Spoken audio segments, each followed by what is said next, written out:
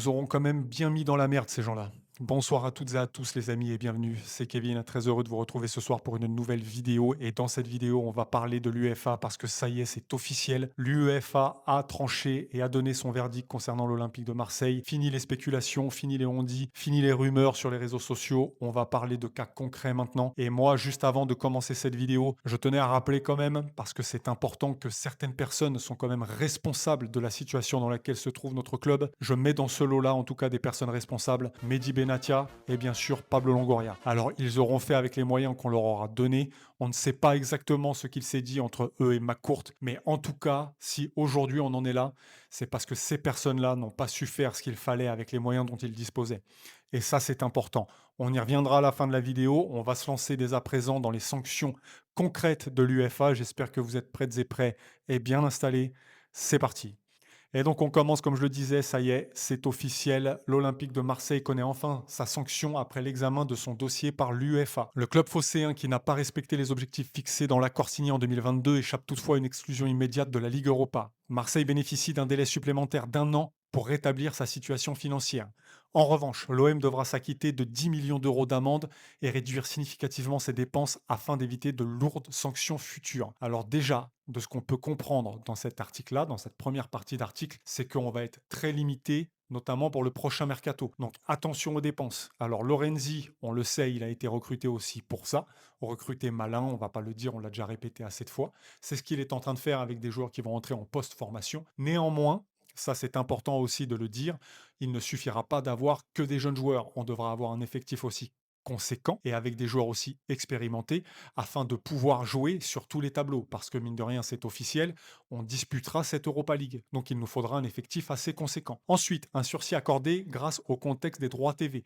Rappelez-vous, lors de la dernière vidéo, je l'avais dit et je l'avais mis aussi à l'écran, Marseille avait mis en avant pour se défendre le contexte des droits TV.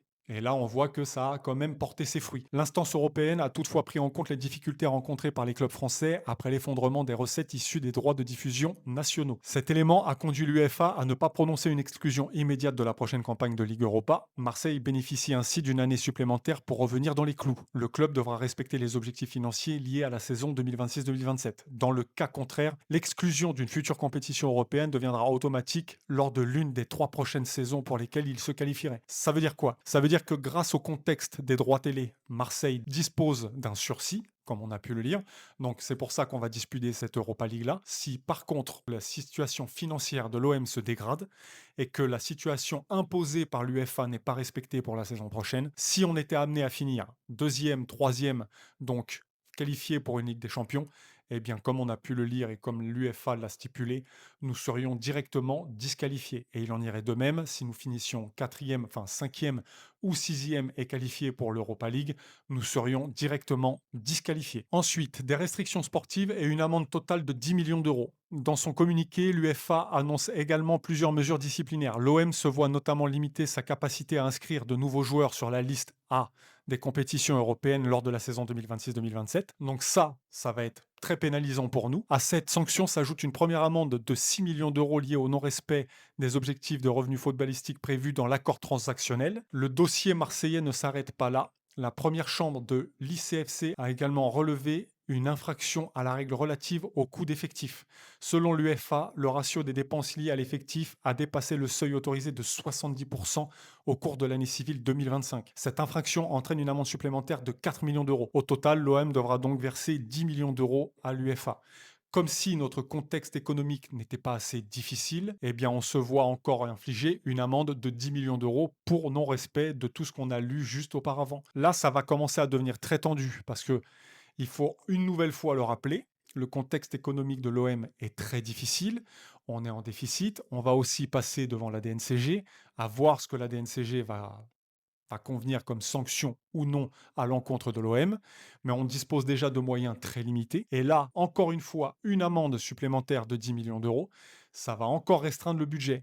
Donc on va en parler un petit peu plus tard, hein. La réponse de l'OM, une sanction à laquelle le club olympien a réagi par la voie d'un communiqué. L'Olympique de Marseille prend acte de la décision rendue ce jour par l'instance de contrôle financier des clubs de l'UEFA. Cette décision permet au club et à ses supporters de participer à l'UEFA Europa League lors de la saison 2026-2027. Elle constitue surtout un rappel de la responsabilité qui est aujourd'hui la nôtre. Elle s'accompagne d'exigences importantes et engage pleinement l'Olympique de Marseille. Le club poursuivra les efforts nécessaires afin de respecter l'ensemble de ses engagements et de répondre aux conditions exprimées par l'UEFA. L'Olympique de Marseille demeure pleinement mobilisé pour poursuivre son développement sur des bases sportives, économiques et financières solides et durables. Alors, maintenant, si on doit faire le point, économiquement, c'est une réelle catastrophe et si on s'attendait à ce que le projet qu'on avait tant attendu depuis ces années, le fameux OM Champion Projects, puisse naître, ça va être très compliqué. Alors, on a eu des débâcles. Et là, avec l'arrivée de De Zerbi, on nous avait promis un projet sur 3 ans. Malheureusement, comme d'habitude à l'Olympique de Marseille, ça n'a pas duré 3 ans, ça a duré 1 an et demi. C'est un fiasco total. Des dépenses surréalistes, donc des salaires donnés trop conséquents pour un objectif qui a été totalement pas atteint. Et aujourd'hui, on se retrouve dans cette situation-là. C'est très grave. On ne se rend pas compte. Au premier abord, on peut se dire que c'est plutôt positif parce qu'on va disputer l'Europa League. C'est certain, et c'est plutôt bien. Heureusement qu'on va les disputer, cette Europa League. Peut-être qu'on aura la chance de faire un beau parcours et de renflouer un petit peu les caisses du club, mais encore une fois, on va être restreint sur l'inscription des joueurs de la liste A comme il a été stipulé dans l'article, ce qui veut dire que déjà sur cette compétition d'Europa League, on va être restreint. On va être restreint, je pense aussi également au niveau du recrutement, puisque on a encore une fois, au-delà de l'instabilité financière, on prend une amende de 10 millions d'euros, ces 10 millions d'euros, il va falloir les sortir. On a un déficit à combler. Je ne sais pas où est-ce qu'on va aller, mais encore une fois, merci Pablo Longoria, merci Mehdi Benatia, parce que vous êtes responsable directement ou indirectement du fiasco qu'on a subi la saison dernière. Et ça fait 2 3 ans qu'on dépense sans compter à travers des joueurs, des salaires, qu'on mise des paris sur certains joueurs et au final ça ne marche pas. Et puis, comme on a pu le voir, le fameux projet de 3 ans, mais quel fiasco, encore une fois, il n'y a qu'à Marseille qu'on peut voir ça. Qu'est-ce que c'est grave, vous nous fatiguez. Alors, petit message aussi à toute la nouvelle direction de l'Olympique de Marseille. Bien sûr qu'on sera derrière vous, parce que vous n'y êtes pour rien dans cette nouvelle direction. Je pense bien sûr à Stéphane Richard, je pense bien sûr à Lorenzi, je pense aussi au nouvel entraîneur qui arrivera ou n'arrivera pas. Peut-être que ça sera toujours à Bay. Aujourd'hui, nous ne sommes pas fixés. On sera derrière vous, on ne peut rien vous reprocher. Par contre, est-ce qu'on peut mesurer, ne serait-ce qu'un temps soit peu, la charge de travail et l'espèce de montagne qui se dresse devant cette nouvelle direction? Ils ont un travail à effectuer qui va être absolument colossal. C'est absolument abyssal. Le fossé qui se trouve à l'OM après le passage de Longoria, de Benatia, de De Zerbi, le fossé que ces gens-là ont laissé à l'OM, c'est un scandale. C'est un scandale sans fin. Là, eux, ils sont partis, ils sont loin de Marseille, ils nous ont laissés dans la merde.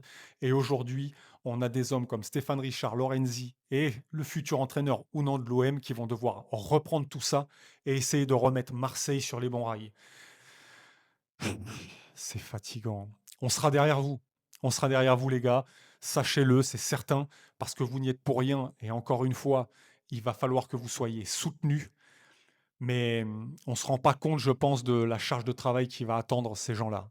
Et quand dans ces gens-là, bah, bien sûr, Stéphane Richard, Lorenzi et le futur entraîneur, ou Abid Bey, ça va être mais phénoménal le travail qu'ils vont avoir à fournir. N'hésitez pas à me dire dans les commentaires ce que vous en pensez, mais il va falloir qu'on soit derrière eux, il va falloir qu'on soit soudés. La saison va être difficile, le recrutement va être délicat, et j'espère qu'on va être en capacité de réussir à faire quelques bons coups parce que des jeunes, ça ne suffira pas. Il faudra des joueurs d'expérience. Moi, je m'étais exprimé déjà sur les joueurs que je garderais. Je m'appuierais sur Wea derrière, Medina, Aguerd, Emerson. Au milieu de terrain, je ferai le forcing pour garder Timber. J'essaierai aussi de garder Nadi. Et devant, j'essaierai de garder Peixao et Amin Gouiri. Il va falloir qu'on compose avec des joueurs qui étaient déjà là la saison dernière. On ne pourra pas se permettre de vendre à tout va, même si on a une situation économique qui est compliquée. C'est là qu'il va falloir réussir à jongler parce que il y a des joueurs qui ont une valeur marchande, mais on ne pourra pas se séparer de tous les joueurs parce qu'il nous faudra des joueurs d'expérience et parce qu'on ne pourra pas se permettre d'aller recruter à tout va et on ne pourra pas jouer qu'avec des jeunes. Donc moi, je m'appuierai sur les joueurs que je viens de vous citer. J'essaierai de créer une certaine colonne vertébrale et derrière ça, essayer de recruter malin et essayer surtout de créer un groupe homogène. Mais là, ça va être Ça va être compliqué, franchement, ça va être compliqué. Est-ce qu'on va réussir à créer un groupe, à former un groupe d'une vingtaine de joueurs capables de jouer sur tous les tableaux? Ça va être dur, les amis. Ça va être très, très dur. En tout cas, on va essayer de voir le positif dans tout ça. On va disputer cette Coupe d'Europe. J'espère qu'on n'y fera pas figuration. J'espère qu'on pourra construire un effectif capable de jouer sur tous les tableaux parce qu'on a vu le calendrier de l'OM. Il va se rajouter à ça la Coupe de France, il va se rajouter à ça du coup l'Europa League.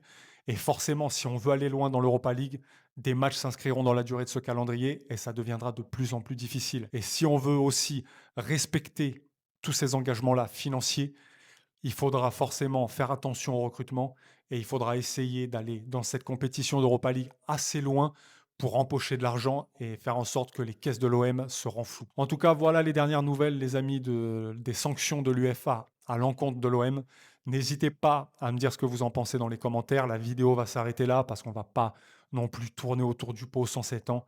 Les sanctions, on les connaît. Les solutions, je pense qu'on les connaît aussi plus ou moins. Ça va être de recruter intelligemment, ça va être aussi de vendre intelligemment, mais pas non plus n'importe comment. Donc n'hésitez pas à me dire ce que vous en pensez. N'hésitez pas aussi à liker et à vous abonner si ça n'est pas déjà fait, parce que ça donne de la force. En tout cas, nous, on se retrouvera prochainement, mais d'ici là, portez-vous bien, force à tous ceux qui travaillent, et n'oubliez pas, dans la victoire comme dans la défaite, pour le meilleur et pour le pire, encore et pour toujours, allez l'OM.